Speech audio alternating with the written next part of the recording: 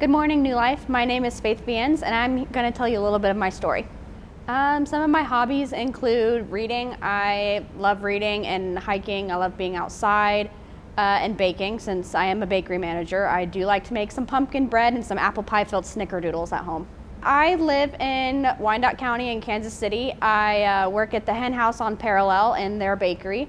I've lived there my whole life. Live out by Wyandotte County Lake. If you've ever been there, it's a beautiful place. So I am the second oldest of 6 kids, homeschooled my whole life, never seen the inside of a public school.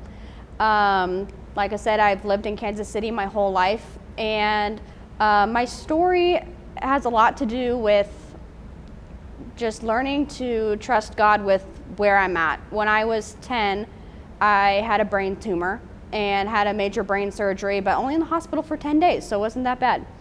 But because of that, my parents were able to find the same signs in my younger sister, and they found out that she had a brain tumor as well at the age of 10.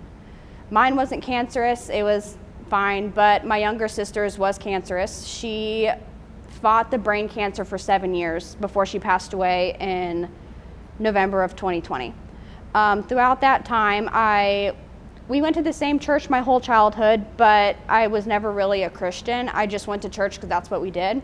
But after watching my younger sister go through everything she did, she was such a saint. She handled everything with such grace. She wanted to be a nurse when she got older so she could help other kids. Towards the end, when she was passing away, she went into a coma. And I just found in that time God calling me to really trust in Him and know where she was going, and that He wanted me to be there with her one day and to be with Him.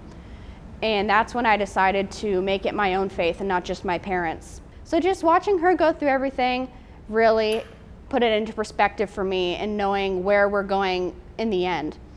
And just trusting in God, knowing that He has a plan and a purpose for everything that we do in life. And that leads to what happened with my arm. I don't know if anybody noticed, missing my limb. My younger sister was obsessed with Bethany Hamilton and the movie Soul Surfer. And of course, of all the people she could have been obsessed with, it was a girl with one arm.